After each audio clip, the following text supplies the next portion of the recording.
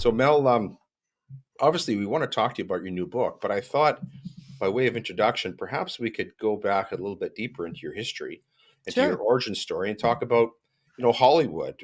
What made you sort of leave that world and dive into your, I guess, your first love, which was journalism? Right. Well, I grew up in a very strong, tight family. My mom, growing up, was a Democrat. My dad, a hardcore conservative. And I always was around very high level of education and traveling to historical places. So I had a very deep love for this country, for history, and for education.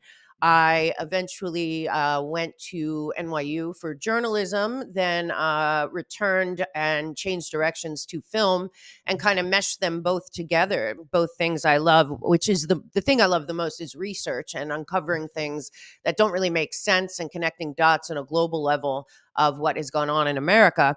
And then what I realized over time was that we were being divided and kind of fed a lot of stories that weren't necessarily based on facts, but based on the winner having the story told by them. They say the winner tells the story, and I learned along the way that that was absolutely true. So at the same time, in around the mid 2000s, I had worked from when I got to Hollywood in the late 90s straight through, and something really changed out there in the mid 2000s. I would say the entire divide and conquer, BLM, CRT, all this stuff, LGBTQ plus, the divide and conquer of every kind of thing you can think of started in Hollywood, and it was a kind of a shocking change in the mid 2000s to talent and earning it and working your way up, and meritocracy to did you fit certain boxes and were you willing to write certain content. And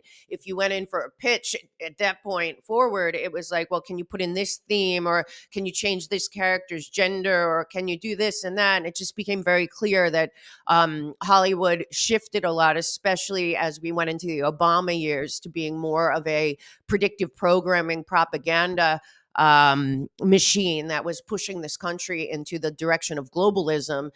It was as if all of the rules became upside down, and I started to feel like the whole town was like feeding off of the seven deadly sins, and it was really driving me to a place where I was like, I want nothing to do with this.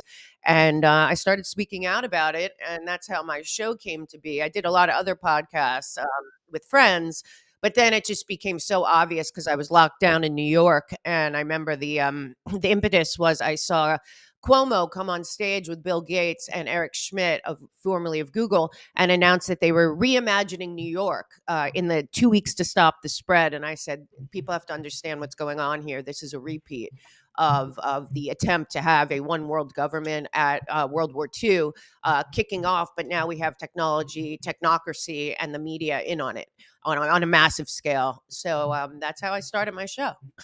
And you started in March of 2020, so right at the onset of COVID. I expect that was, as you said, that was one of the sort of part of the impetus for starting the show. Yep. It's experienced really incredible growth. To what do you attribute that? You have over 500,000 followers now. Why Yeah. is the show so popular, do you think? Well, what's interesting is that I do have that, but I was kicked off in 2020 of YouTube, and I never appealed or anything because I didn't want to censor myself because I saw things on a different level. I think that it is because I follow the money.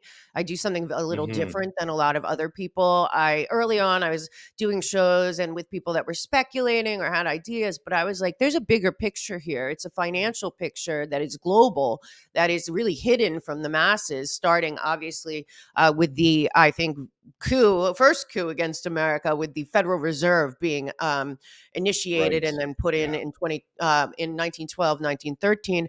And I also really believe that our country was taken over, that the coup really happened the day they shot JFK in 1963, and that we had been a captured nation since. And I came to believe, and I believe, that both Bushes, Obama, Clinton, and Biden are all part of this group of people that I call the parent company that really run America. And so for me, I think it was more opening people's eyes to the geopolitical rather than just concentrating on what's happening in America, really tracing, well, at what point did America get captured by the global public private partnership? And I think during COVID, they overplayed their hand, and it became very clear for anyone that was willing to pull back the curtain that we were being manipulated by forces above our government that the people were unaware of.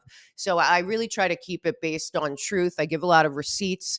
The melkshow.com has a free resource page to everything I talk about. I Hmm. try to put on there because for Right. me, it's really about educating the public and empowering people with knowledge that can empower them to be leaders and Paul Revere's wherever they are. Because the big changes that need to come to this country need to come by the people, for the people in our own backyards. We can all Hmm. point at DC and know that it's a compromised, corrupt cesspool, but the swamp is in your backyard.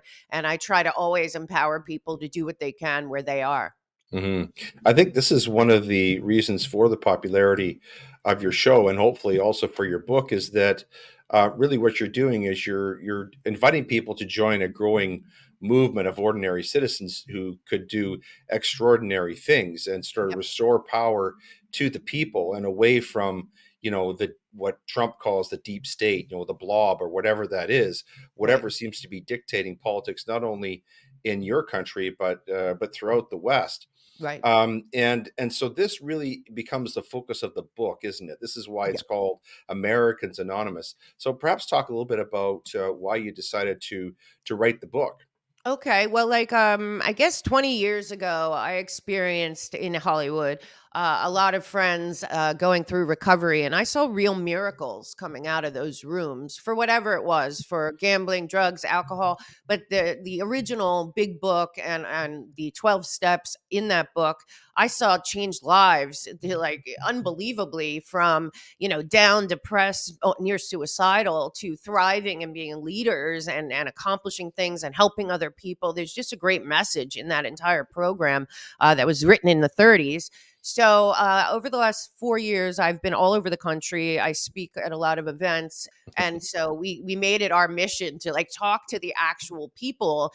We were through 30 states, and what I started to realize, I don't believe that there's been a Republican or Democrat party for many decades, certainly since '63, that it's been a uniparty, and that we have been fed the illusion that they're just different enough or similar enough that it doesn't really matter who's in there. And we've all been fed this learned helplessness as citizens.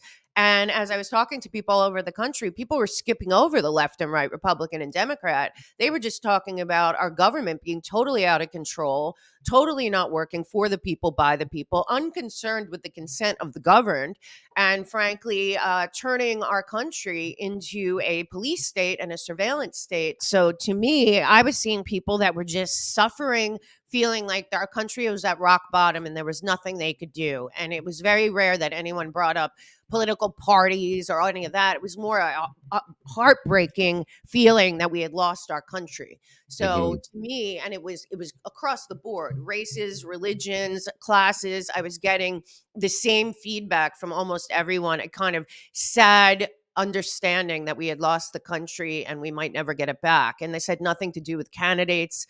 It really had to do with feeling that the entire government had turned on the people and no longer was concerned with us.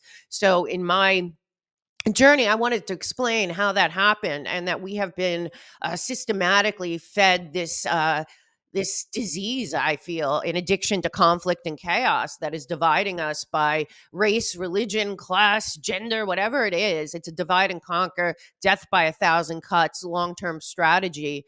And I just brought out a lot of things that people didn't know. And there's a lot of tools in there also because I've interviewed many people, some that were victims, survivors, very few of them, of MK Ultra, CIA mind control, and people that had been in addiction and had recovered. And I realized, just like with any addiction, the problem is you, and the solution is also you. So, and there's that turning to God and fellowship and admitting your wrongs. And a lot of the book, uh, delves into sick is our secrets, which is a big recovery phrase. that is about kind of putting it out on paper, what you've done, how you got there, and then making amends. And I feel like America needed an intervention, needs to be honest about our past, needs to demand transparency from the powers that be that hold back a lot of that truth, because they've been using the idea of reasons of national security since at least 63 to not tell the American people about crimes within our government. And from that point on, it's really just been about empowering people to understand what's going on so that they can be effective in getting the people in their community, in their towns. Hopefully, I do say that we should have Freedom Watch groups or American Anonymous groups in every town, in every county of our country to be overseeing the government. We have to change our relationship with the government that is upside down by design and take it back into our hands. And we Hmm. don't do that if we understand who is really doing that, which to me is a group above our government.